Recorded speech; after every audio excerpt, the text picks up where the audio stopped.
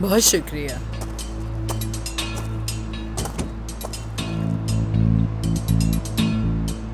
बुराक साहब, आपको इंतजार करवाने के लिए बहुत बहुत माफी चाहती हूँ।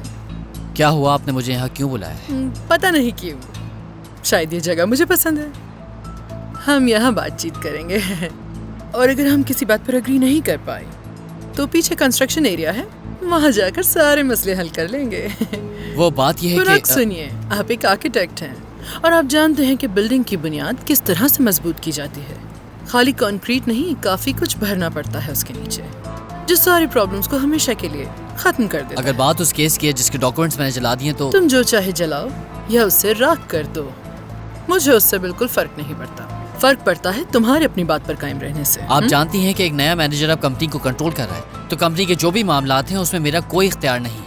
लेकिन मैंने फारूक के साथ। खामोश। क्या हो गया है तुम्हें बुराक? अभी तो तुम बहुत जवान हो, जरा अच्छी तरह सोच लो।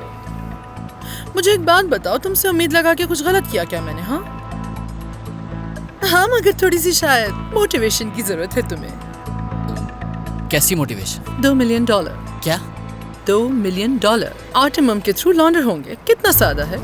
ये मुझसे नहीं हो पाएगा, आप समझती क्यों नहीं? इतना बड़ा अमाउंट लॉन्डर करना मेरे लिए बहुत ही मुश्किल है। कहाँ मुश्किल है, हमने भी तो तुम्हारी मदद की थी। याद है 12 होटल की रेनोवेशन के लिए तुम हमारे ही पास तो आए थे। तुम्हें इनवॉइस इशू किए जाएंगे। अब तो अपने फायदे की बात सोचो बुराक, क्या हो गया है तुम्हें? समझते क्यों नहीं? आप ये मेरी बात क्यों नहीं समझ पा रही कि मैं सिर्फ एक एम्प्लॉय की हैसियत से हूँ, साइनिंग अथॉरिटी नहीं है मेरे पास। ठीक है, ये तुम्हारे बाबा का फैसला है ना। देखा जाए तो तुम ही इसके वारिस हो, तुम्हें ही कुछ करना होगा। लेकिन अब क्या कर सकते हैं, कुछ तो सोचना होगा। मैं एक आइडिया दूं? अगर तुम्हारे बाबा को हम बिजनेस से आउट कर देते हैं और ये इंश्योर करें कि तुम बिजनेस संभालोगे, हाँ, तो सब प्रॉब्लम सॉल्व हो जाएगी। नो नो नो, ऐसा नहीं हो सकता। मेरे पापा को कुछ मत कीजिएगा। मैं आपकी बात मानूंगा, मैं मनी लॉन्ड्रिंग भी करूंगा, बस पापा को दूर रखें। ग्रेट, ठीक है। बेस्ट ऑफ लक मिस्टर बुराक। शुक्रिया।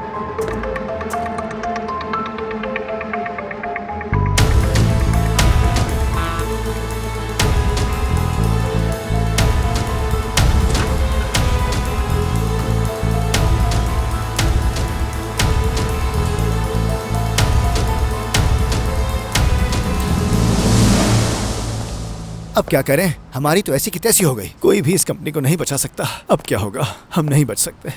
हम एक बहुत बड़ा प्रोजेक्ट अपने हाथ से खो बैठे हैं। वो हमें काम से भी निकाल सकते हैं, इसमें कोई दो राय नहीं। हमने हर तरह की कोशिश की और बहुत से रिस्क भी उठाए। सेलिन, इसकी वजह तुम ही हो। मुझे इल्जाम देना छोड़ दो अब। उस पुलिस वाले ने गलत नंबर मिला के दिया, इसमें मेरी क्या गलती है? ये हो जाएगा मुझे थोड़ी मालूम था। तुमने ऑनलाइन कोई चाबी ताले वाला क्यों बुलाया? मास्टर मुकर्रम को क्यों नहीं फोन किया? उन्होंने ही तो तुम्हारा घर रेनोवेट किया। तुम्हें क्या लगता है मुझे ये नहीं मालूम यास्मीन? उस वक्त याद नहीं आया। किस्मत ही खराब है मेरी। ये क्या है? नाराज हूं मैं। मेरे बजाय एक अजनबी को बुला लिया, गलत है ये। ऐसा नहीं करना चाहिए था। मुझे माफ कर दे, मुझे याद नहीं आया। सब कुछ इतना अचानक हो गया था ना, इसलिए। मगर अब याद रखूंगी। पागल हो जाऊंगी मैं। बुराक को हम इस बारे में कैसे बताएंगे? ये तमीर साहब अब तक क्यों नहीं आए? शायद वो यिल्दिरिम साहब के ऑफिस में होंगे और भीख मांग रहे होंगे हमारे प्रोजेक्ट की। नहीं, मैंने यिल्दिरिम साहब की सेक्रेटरी को कॉल की थी और उसने कहा तमीर साहब यहाँ मौजूद नहीं है। लेकिन जरा सोचो, हम लोगों में से किसी ने भी अब तक यिल्दिरिम साहब से माफी नहीं मांगी है। मैं कॉल करके माफी मांगती हूँ। रुक जाओ, कॉल मुझे करनी चाहिए। या फिर कोई और आइडिया है? फूल भेजना कैसा रहेगा? तुम बिल्कुल ठीक कह रही हो। हमें फूल और चॉकलेट की दुकान पे फोन करना चाहिए। उनसे अच्छा सा गिफ्ट भी मंगवाओ। ऐसा टेडी बेयर मंगवाओ जिसके दिल पर वी आर सॉरी लिखा हो। ठीक है, अभी कर देती हूँ। आप सभी लोग मेरी बात ध्यान से सुने। जब तक मैं ऑफिस नहीं आ जाता, यिल्दिरिम साहब के बारे में कोई बात भी नहीं करेगा। कुछ भी करने की कोशिश मत कीजिएगा। क्या उन्होंने हमें सुन लिया? लगता है कोई हमारी निगरानी कर रहा है। किसी ने हम पर नजर रखी है जरूर। नहीं, ऐसा बिल्कुल मुमकिन नहीं। फजूल बातें मत किया करो। मैं तो डर ही गई थी।